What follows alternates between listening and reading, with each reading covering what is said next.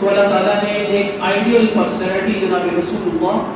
صلی اللہ علیہ وسلم کی شکل میں متعارف کروائی، نمونہ قرار دیا، اسوۃ حسن، بہترین قسم کا معاملہ ہر کام کے اندر سرکار دو عالم صلی اللہ علیہ وسلم کو عطا کیا۔ یہ عقیدت کی بات نہیں ہے، محبت کے جذبات میں بہہ جانے کی بات نہیں ہے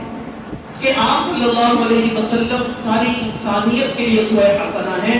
بلکہ یہ دلائل کے اعتبار کے طور پر بھی، عقلی طور پر بھی، شرعی طور پر بھی ایک مسلمہ حقیقت ہے کہ آپ صلی اللہ علیہ وسلم کو اللہ تعالیٰ نے جو جو کمالات عطا فرمائے وہ اس لائق ہے کہ پوری انسانیت اگر اس کو اپنائے تو وہ کامیاب ہو جائے۔ اسوۃ حسن، نمونہ، پیٹرن، اس کی اہمیت میں اور آپ روز بڑا دیکھتے رہتے ہیں۔ گھر بن رہے ہیں، فلان چیز، یہ کمرہ اتنے سائز کا، یہ گھر اتنے سائز کا، یہ فلان جگہ اتنے سائز کی، اگر تو بنانے والا ویسی بنا دے تو خوشی ہوتی ہے، اگر ویسی نہ بنائے تو پھر محنت بھی رائج ہو جاتی ہے،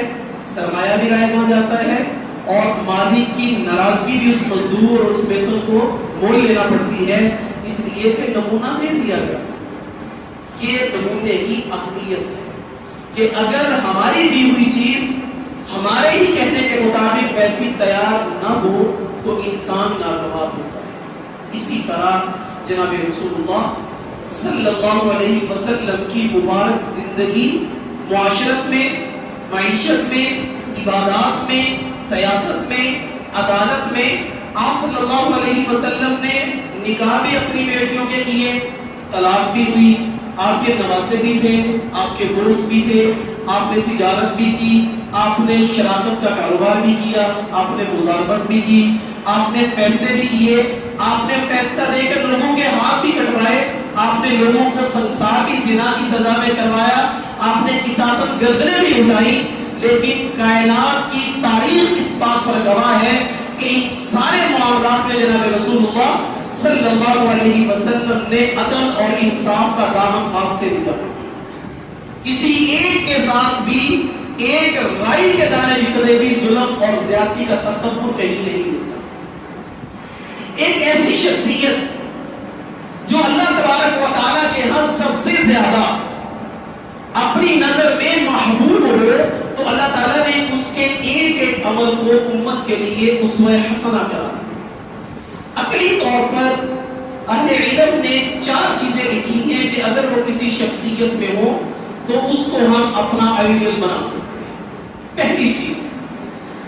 کہ اس شخصیت کا تعارف تاریخی اعتبار سے مسلمہ ہو، اس کے اندر کوئی جہالت نہ ہو، کہیں پر سلسلہ اس کا منقطع نہ ہوتا ہو، تو آپ صلی اللہ علیہ وسلم کی تعلیمات کو یہ اعزاز حاصل ہے کہ 2 چیزوں سے آپ کی ذات، آپ کے اخلاق، آپ کی عبادات کا تعارف ہوتا ہے، ایک قرآن ہے اور دوسری حدیث ہے۔ قرآن کریم بھی آج اسی انداز سے محفوظ ہے جس انداز سے جبریل امین نبی کریم صلی اللہ علیہ وسلم کے پاس لے کر آئے، اور حدیث کا شرف رکھنے والوں کے لیے تو یہ ایک وجہ آپ کیفیت کا ایک معاملہ ہے کہ ایسی حدیث نہیں جو ضعیف ہو، ضعیف بھی حدیث ہوتی ہے، اس کے اندر کسی ایک واسطے کے اندر انسان کا کریکٹر اچھا نہ ہو یا حافظے میں، یادداشت میں کوتاہی ہو جائے تو وہ روایت ضعیف ہو جاتی ہے۔ یہ حدیث کی ایک مستقل قسم ہے، قابل عمل ہونے کے اعتبار سے ضعیف حدیث ایک مستقل قسم ہے۔ اس سے بڑھ کر آپ کی سیرت طیبہ، حدیث طیبہ کی روشنی میں اس قدر محفوظ ہے کہ اگر کسی آدمی نے اسلام کے نام پر اسلام کے اندر کوئی ایسی بات شامل کرنے کی کوشش کی جو کہ حدیث ہے نہیں، لیکن اس نے عربیت کے فن سے،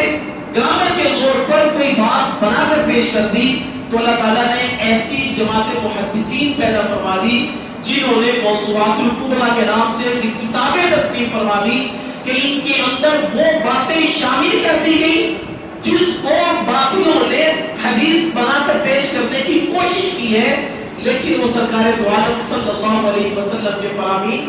نہیں ہے۔ اس طرح پہلی چیز تاریخی اعتبار سے آپ کی تعلیمات وہ محفوظ ہے. اس لیے میری آپ کی بنیادی ذمہ داری ہے، میں اور آپ اپنی عمر کے حصے میں اور اپنی نسل نو کے لیے بھی سب سے بہترین جو طریقے ان کو سکھا سکتے ہیں وہ سرکار دو عالم صلی اللہ علیہ وسلم کے مبارک طریقے ہیں. اللہ تبارک و تعالیٰ مجھے اور آپ کو رسول اللہ صلی اللہ علیہ وسلم کی مبارک زندگی پر عمل کرنے کی توفیق عطا فرمائے. وآخر دعوانا